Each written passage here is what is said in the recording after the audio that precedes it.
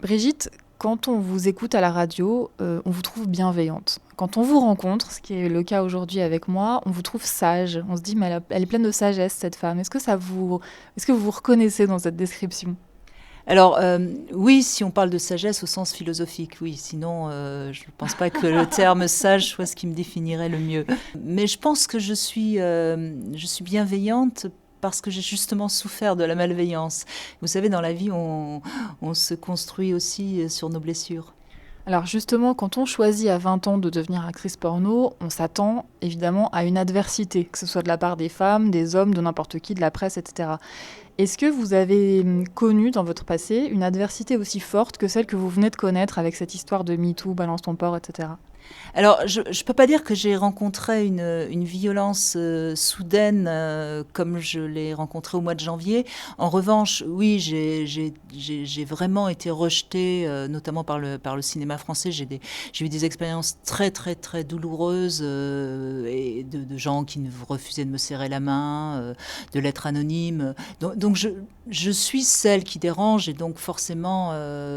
mais ce qui m'a été difficile au mois de janvier, c'est que j'avais l'impression que tout ça, c'était derrière moi. Et comme quoi, la vie nous rattrape toujours. Quand vous en parlez, on a le sentiment qu'à l'époque, c'était plus facile de répondre aux attaques qu'aujourd'hui. Quelle était la différence entre les deux périodes? Qu'est-ce qui fait que cette fois, vous avez été touchée? Mais en fait, c'est moi qui ai changé. Alors bien sûr, c'est pas la même époque. L'époque est peut-être plus violente comme ça par le fait qu'il y a les réseaux sociaux qui sont cash, hein, si je puis dire. Mais je crois que c'est surtout moi qui ai changé. C'est-à-dire qu'il y a 30 ans, j'étais toujours défendue en quelque sorte. Donc j'avais ma cuirasse et je me servais de mon humour, je me servais de mon côté rebelle pour remettre les gens à leur place.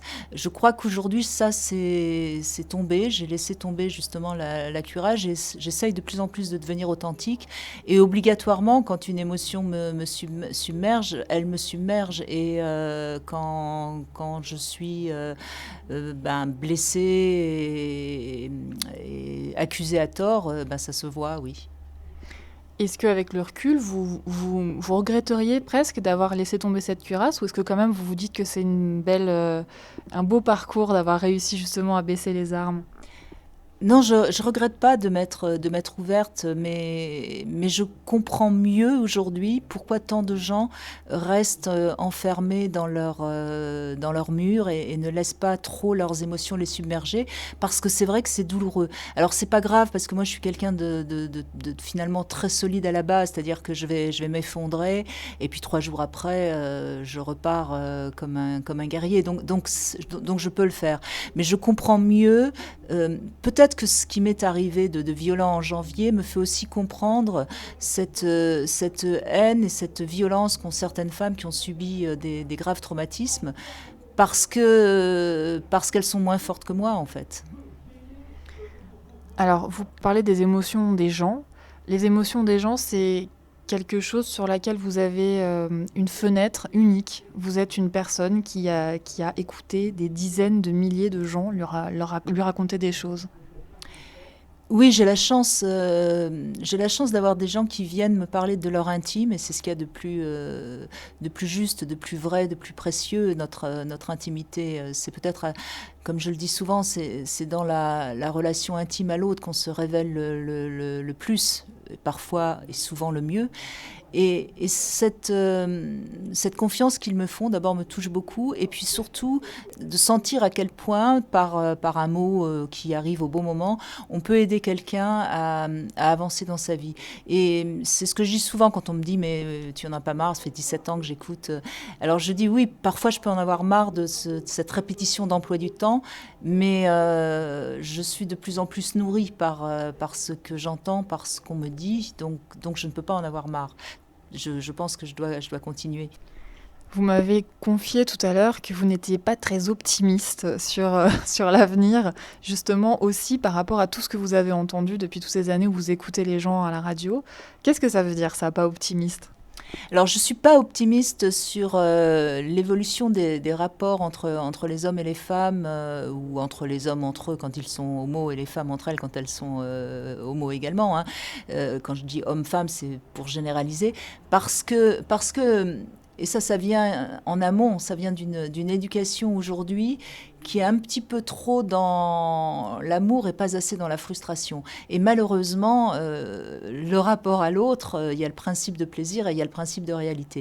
Et il n'y a rien à faire, notre partenaire va forcément nous décevoir parce qu'il ne sera pas apte à accomplir tous nos désirs. Et si on n'accepte pas ce moment de déception, alors à ce moment-là, on se sépare et on retrouve quelqu'un d'autre avec qui on refait la même histoire. Et je pense que ce qui manque aujourd'hui aux gens, c'est cette capacité à construire l'amour. La passion, c'est simple, ça se vit, c'est formidable, c'est extraordinaire. On a l'impression qu'on est à nouveau jeune, beau et plein d'enthousiasme.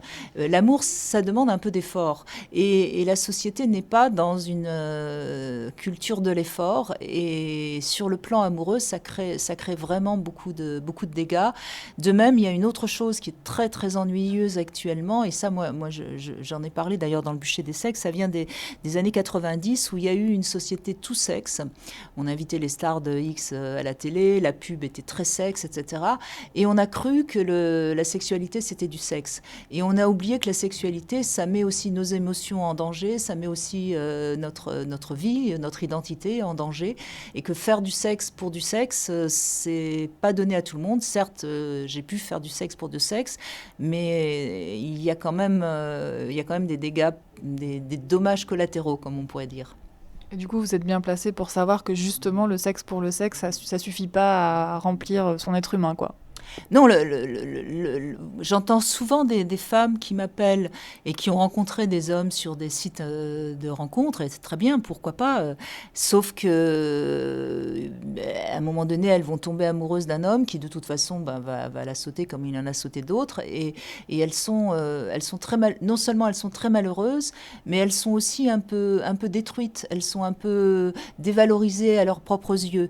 Et ça, c'est quand même un petit peu ennuyeux. Je vais paraître peut-être rétrograde, mais je trouve qu'on devrait réinstaurer un peu le flirt. Je suis pas pour dire qu'il faut pas coucher le premier soir, mais coucher tout le temps le premier soir avec n'importe qui, ça demande une certaine capacité à savoir ce qu'est le sexe et si on est vraiment prête à vivre ce genre de choses.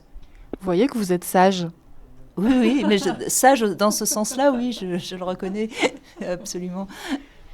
Est-ce que la présence des auditeurs et de tous ces gens qui se sont confiés à vous a été un petit peu réconfortante quand vous vous êtes retrouvés lynchés sur les réseaux sociaux? Alors, quand je me suis retrouvée lynchée, ce qui m'a vraiment réconfortée, c'est pas spécialement les auditeurs, parce que à ce moment-là, il y avait vraiment un courant totalement négatif vis-à-vis de moi. Ça a été au contraire des paroles de mes proches, et notamment de certains de mes invités qui sont maintenant devenus des amis. Je pense notamment à un SMS de Michel Odoul qui m'a dit laisse passer l'orage, tu verras, après la pluie, il vient le beau temps, quoi. Et c'est en ce sens, moi j'ai la chance de vivre en dehors de Paris, et c'est en ce sens que je me suis dit, bon, ok, je retourne dans ma caverne, pour citer Platon, et puis ça ira mieux demain, quoi. Vous dites sur France Bleu Paris, j'ai la chance de vivre en dehors de Paris. Bah, bravo Brigitte. Oui, mais je suis pas très loin de Paris, et je viens à Paris tous les jours pour mon émission. Donc non, j'aime beaucoup Paris et j'aime beaucoup la nature. Ce mélange des deux me va très très bien. Je pense que si j'étais complètement retirée à la campagne, je finirais très vite par m'ennuyer. Donc vous êtes une adepte du et en même temps. Paris et en même temps la nature, le plaisir et en même temps la frustration, si j'ai bien compris. Oui, oui, c'est ça la sagesse, c'est d'être juste milieu. On a tendance à croire que la sagesse, c'est de renoncer à tous ses désirs. Non, non, c'est de faire bien la synthèse entre le principe de réalité et le principe de plaisir. Merci beaucoup Brigitte. Merci à vous.